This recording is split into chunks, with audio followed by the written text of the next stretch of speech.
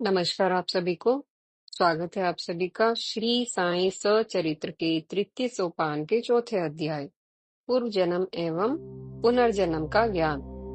वह जो त्रिकालज्ञ है, सर्वज्ञ है, समय एवं अंतराल के आर पार देख सकता है, उसे पूर्व जन्मों का तथा अगले जन्म का ज्ञान होना सहज ही संभव होता है। अब तक प्रसंगवश अनेक स्थानों पर श्री साईं बाबा की इन योग्यताओं का वर्णन आया भी है। यहाँ इस संबंध में प्रकाश डालने वाली दो एक विशेष घटनाओं का उल्लेख कर रहे हैं। यह प्रसंग न केवल पाठकों को रुचिकर होंगे, अपितु साईं महात्म्य समझने में भी सहायक होने से साईं के प्रति पाठकों के मन में श्रद्धा एवं आदर के भावों को और भी अधिक सुदृढ़ करने में सहायक होंगे, ऐसी आशा है। अपने नीति के कार्यक्रमानुसार एक बार जब साईं बाबा लेंडी बाग से घूम कर लौट रहे थे, तब उन्होंने बकरों का एक झुंड आते देखा। उनमें से दो बकरों ने बाबा का ध्यान सहज ही अपनी ओर आकर्षित कर लिया। बाबा ने बड़े प्रेम से उनके पास जाकर उनकी पीठ थपथपाई और 32 रुपयों में उन दोनों को बकरे वाले से खरीद लिया। एक निष्पृष्ट व्यक्ति को यूं अकारण ही बकरे खरीदते देखकर बाबा के भक्तों को आश्चर्य हुआ, और भी आश्चर्य इसलिए हुआ कि दोनों बकरों का मूल्य उस समय के हिसाब से 7-8 रुपए से अधिक बिल्कुल न था। उन्हें लगा कि बाबा इस सौदे में ठगे गए हैं। उन्होंने बाबा को इस विषय में उलाहने देना आरंभ कर दिया, पर बाबा शांत रहे। शाम और तांत्या नामक बाबा के भक्तों से हमारे पाठक अब अपरिचित नहीं रह गए हैं। इन दोनों ने ही बाबा से यूं अनायास महंगे बकरे खरीद लेने का कारण पूछा। तब बाबा ने शांत भाव से कहा, अरे मेरे कौन सा घर परिवार या स्त्री है जिनके लिए मुझे पैसे जोड़ने हैं। कहकर उन्होंने बाजार से 4 सेर दाल मंगवा कर उन बकरों को बड़े प्रेम से खिलाई और पुनः बकरे उस बकरे वाले को वापस लौटा दिए। बाबा का व्यवहार विचित्रता की हद पार करता जा रहा था। भक्तों की जिज्ञासा बढ़ती जा रही थी। इस विषय में बार बार पूछे जाने पर साईं ने उन सबको बकरों के पूर्व जन्म की कथा सुनाई, जो इस प्रकार थी। ये दोनों बकरे पूर्व जन्म में सगे भाई थे। पहले इन दोनों में बड़ा प्रेम था, किंतु बाद में किसी कारणवश दोनों कट्टर शत्रु बन गए थे। यह बड़े वाला भाई आलसी था, जबकि वो छोटे वाला बहुत परिश्रमी था। परिणामगत छोटे भाई ने पर्याप्त आर्थिक विकास किया, जिससे बड़ा भाई उससे जलने लगा। जब जलन हद से बढ़ गई तो बड़े ने छोटे को जान से मारकर उसका धन हड़प लेने की सोची। छोटे भाई ने हमले से बचाव किया। इस प्रकार अपने रिश्ते को भुलाकर दोनों घोर शत्रुओं की भांति लड़ने लगे। बड़ा भाई अपने इरादों में कामयाब तो न हो सका, किंतु वे एक दूसरे की जान के दुश्मन बन गए और अवसर पाते ही एक दूसरे को मार देने की ताक में रहने लगे। एक दिन अवसर मिला, बड़े भाई ने छोटे के सिर पर धोखे से लाठी दे मारी।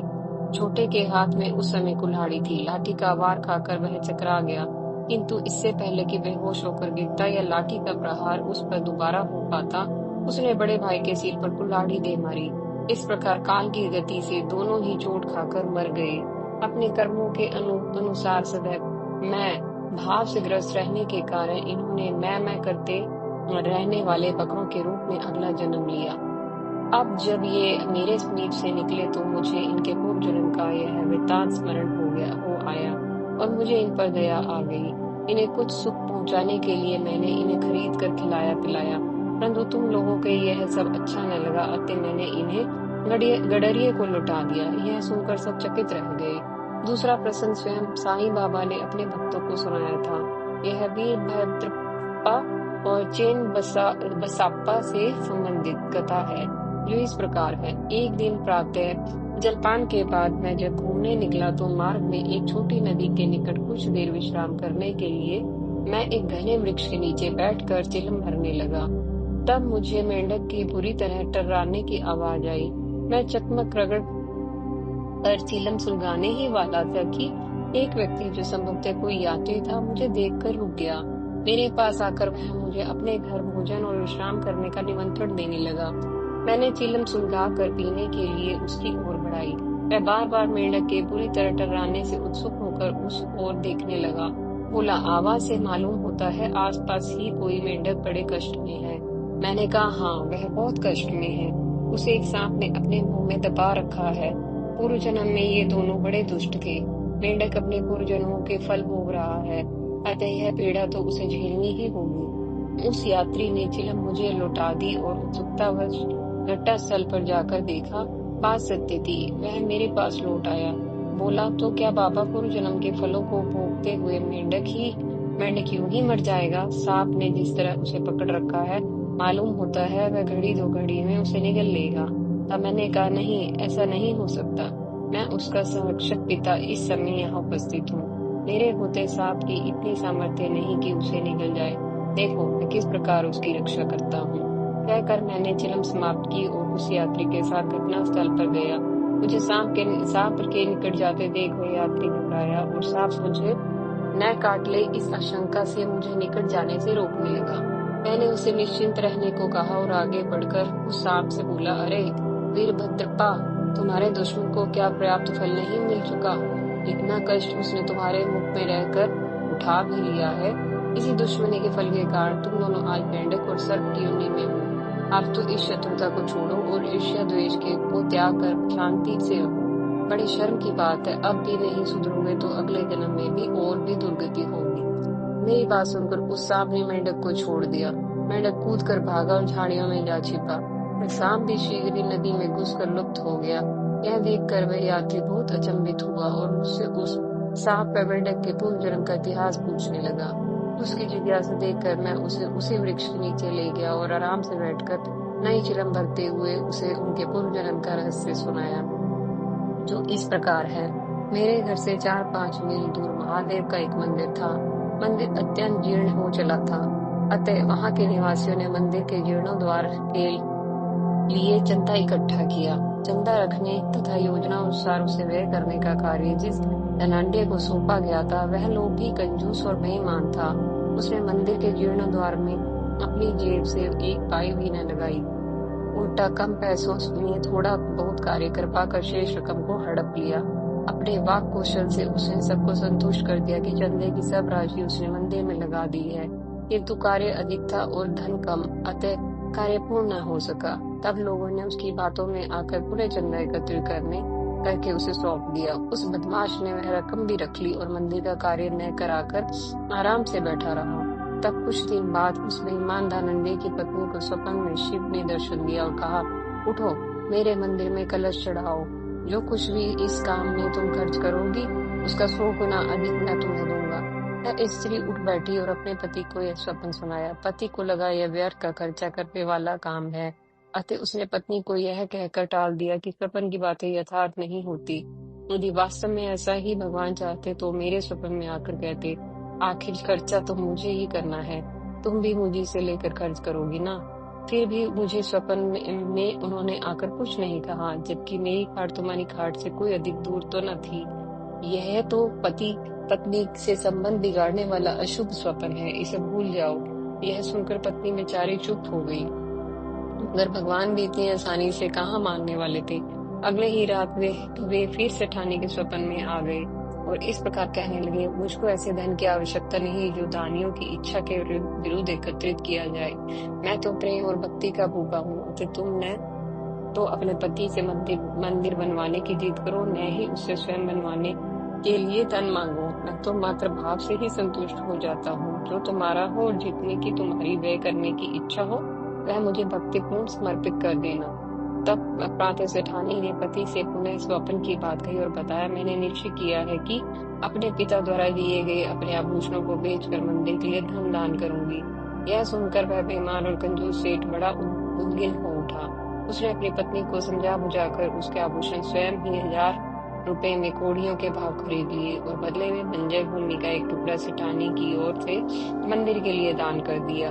भोली सेठानी बेचारी इस प्रकार संतुष्ट हो गई, मगर वो यह नहीं जानती थी कि भूमि का वह टुकड़ा भी सेठ का न था। डुबकी नामक गरीब औरत के ने 200 रुपए के बदले वह भूमि सेठ के पास गिरवी रख पाई थी और दीर्घ काल तक ब्याज भरने के बाद भी वह उस भूमि को छुड़ा न पाई थी। इस प्रकार उस बेईमान सेठ ने अपनी पत्नी, डुबकी और भगवान तीनों को ही धोखा दिया था। कुछ दिनों बाद सेठ, सेठानी और डुबकी तीनों की मृत्यु हुई। अगले जन्म में वह सेठ अपनी पत्नी के पुण्य प्रताप से मथुरा के एक ब्राह्मण कुल में पैदा हुआ। उसका नाम वीरभद्रप्पा रखा गया। सेठानी उसके मंदिर के पुजारी के यहाँ गौरी के नाम से पैदा हुई और डुबकी पुरुष देव में मंदिर के एक सेवक के यहाँ चेन बसापा के नाम से पैदा हुई। शिव मंदिर का वह पुजारी मेरा मित्र था, प्राय चिलम पीने के लिए मेरे पास आता था। उसकी पुत्री गौरी भी मेरी भक्त थी। गौरी युवा हो चली थी, अतः पुजारी उसके योग्य वर की तलाश करने लगा।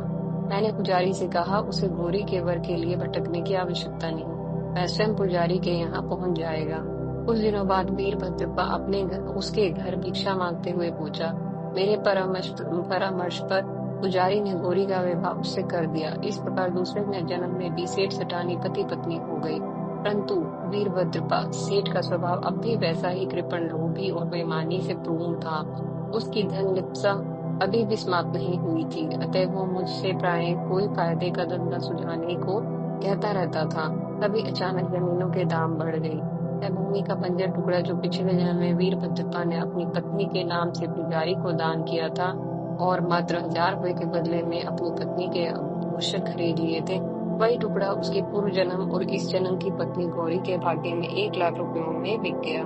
जैसा कि स्वप्न में भगवान शिव ने दान का 100 गुना प्रतिफल देने को कहा भी था, निर्णय यह हुआ कि 50,000 रुपए सौदे के समय नकद और बाकी भी 2000 रुपए प्रति वर्ष में किस्त पर चुकाए जाएंगे। यह बात सबको मान्य थी, किंतु धन के बंटवारे के संबंध में उनमें विवाद हुआ तो परामर्श के लिए वो मेरे पास आए। मैं क्योंकि उनके पूर्व जन्म की कथा जानता था, अतः मैंने गौरी के पक्ष में निर्णय दिया और कहा कि इस सारे धन की स्वामिनी गौरी है। वह अपनी इच्छा से जो हिस्सा देना चाहे वो ठीक है। वैसे वीरभद्रप्पा का उस धन पर कोई अधिकार नहीं है। तब वीरभद्रप्पा ने क्रुद्ध होकर मुझ पर आरोप लगाया कि मैं उसकी पत्नी को फुसलाकर सारा धन हड़प लेना चाहता हूँ। यह सुनकर मैं प्रभु का नाम लेकर मौन हो गया। बाद में इस बात पर वीरभद्रप्पा ने अपनी पत्नी गौरी को पीटा भी। दोपहर को गौरी मेरे पास आई। अपने पति की बदतमीजी के लिए उसने मुझसे क्षमा मांगी और कहा, बाबा, मैं आपकी पुत्री हूँ, मुझ पर अपनी कृपा बनाए रखना। मेरे पति ने अज्ञानवश जो कुछ कहा उसका बुरा न मानना। तब मैंने उसे शरणागत पाकर 7 समुद्र पार भी उसकी रक्षा का वचन दिया। उसी रात गौरी को स्वप्न में भगवान शिव के दर्शन देकर कहा, यह सब संपत्ति तुम्हारी है, इसमें से किसी को कुछ न दो। चेन बसाप्पा की राय से मंदिर के लिए कुछ राशि खर्च करो और कहीं भी खर्च करना चाहो तो मस्जिद के बाबा मुझसे सलाह लो, यानी कि साईं बाबा से सलाह लो।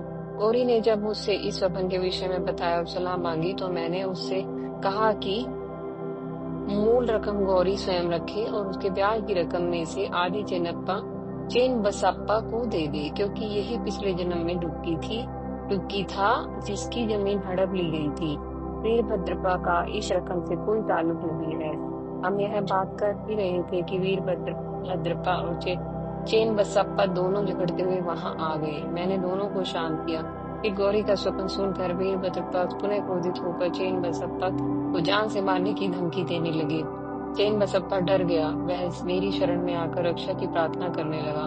तब मैंने उसकी रक्षा की। कुछ समय बाद चेन बसाप्पा और वीरभद्रप्पा दोनों मर गए। पुनः वीरभद्रप्पा ने डर की तृष्णा में सर्प योनि में जन्म लिया और डरपोक चेन बसाप्पा ने मेंढक के रूप में जन्म लिया। उस जन्म की शत्रुता का भाव इस जन्म में भी मौजूद रहा।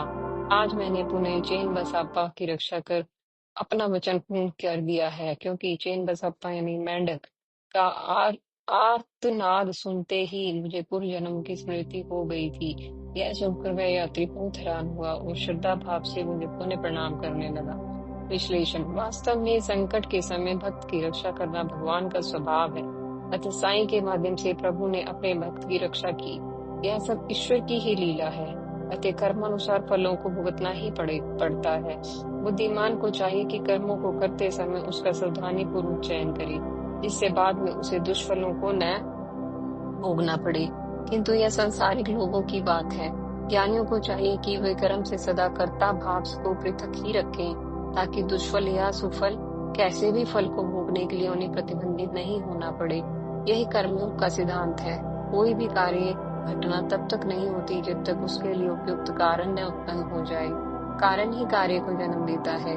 संसार में अकारण कुछ नहीं होता और स्वयं संसार ही अकारण नहीं है। हर एक कार्य के पीछे 3 कारण अवश्य होते हैं। यही कार्य कारण संबंध है। ये 3 कारण क्रमशः उपादान कारण, निमित्त कारण और संवाही कारण है। उपादान कारण कार्य से पहले भी रहता है, कार्य के साथ भी रहता है और कार्य के बाद भी रहता है, अतः इसे मूल कारण माना जाता है। जैसे यदि लकड़ी की कुर्सी को कार्य माने तो लकड़ी उपादान कारण होगी, क्योंकि बिना लकड़ी के कुर्सी नहीं बनाई जा सकती, और लकड़ी कुर्सी बनने से पहले भी थी, कुर्सी के साथ भी थी, और जब कुर्सी अपना रूप खो देगी तब भी लकड़ी तो रहेगी ही। अतः कुर्सी के लिए लकड़ी मूल कारण है, किंतु मात्र लकड़ी का होना ही तो कुर्सी बन जाने के लिए पर्याप्त नहीं, कोई उसे बनाने वाला भी चाहिए। यह बढ़ई कुर्सी के लिए निमित्त कारण है। निमित्त का अर्थ है माध्यम से। यह कारण कुछ समय के लिए उपादान कारण के से संयुक्त होता है और कार्य संपन्न हो जाने पर पृथक हो जाता है। अतः कार्य को देखकर उपादान यानी कि मूल कारण को तो पहचाना जाता है, किंतु निमित्त कारण को नहीं पहचाना जा सकता। जैसे कुर्सी को देखकर यह तो जाना जा सकता है कि लकड़ी शीशम है, टीक है, सागवान है आदि, किंतु यह नहीं जाना जा सकता कि इससे बनाने वाला बढ़ई कौन रहा होगा। तीसरा कारण समवाही कारण है।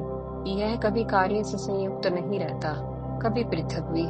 यह सूक्ष्म होता है, किंतु इतना महत्वपूर्ण होता है कि कार्य के साथ ही जब तक यह संयुक्त रहता है तब तक कार्य रहता है। कुर्सी के ही उदाहरण में समवाही कारण हथौड़ी, आरी, मसूला, बर्मा, कीले, फेविकोल आदि होंगे। इनमें से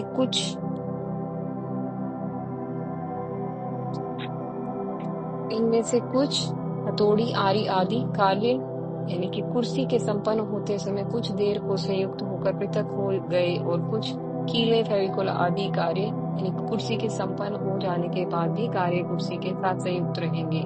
ये सूक्ष्म होने से पहली दृष्टि में ही दिखाई देंगे, किंतु इतने महत्वपूर्ण है कि जिस क्षण ये कार्य यानी कि कुर्सी से पृथक हो जाएंगे, उसी क्षण कुर्सी अपना रूप होकर मात्र लकड़ी यानी कि मूल कारण में बदल जाएगी। इस प्रकार बिना इन तीन कारणों के संयोग के कोई कार्य नहीं होता। प्राय लोग अल्पज्ञता के कारण निमित्त कारण को ही कार्य के लिए यश या अपयश देते हैं। उपादान कारण व समवाही कारणों को नजरअंदाज कर देते हैं, किंतु कार्य का असली यानी कि मूल कारण तो उपादान कारण है। उपादान कारण ही है। जैसे अर्जुन जब महाभारत और कुरुक्षेत्र के युद्ध में युद्ध आरंभ होने से पूर्व भी स्वयं को कर्ता मानकर गिलानी से भर गया था, तब कृष्ण ने भी यही समझाया था कि तू तो इनकी मृत्यु के लिए मात्र निमित्त कारण है, मूल कारण तो इनके पापों के कारण इनकी आयु का क्षय हो जाना है। समवाही कारण तेरे रथ व धनुष बाण आदि होंगे। इसी प्रकार साईं भी यहाँ पर निमित्त कारण मात्र ही हैं। यह और बात है कि त्रिकालज्ञ होने से वो इस सत्य को जानने से किसी भ्रम या कर्ता बोध में नहीं फंसे। तो चलिए इसी के साथ समापन होता है हमारे चौथे अध्याय का। अगले अध्याय में हम आपसे फिर मिलेंगे। तब तक के लिए आपका बहुत बहुत धन्यवाद।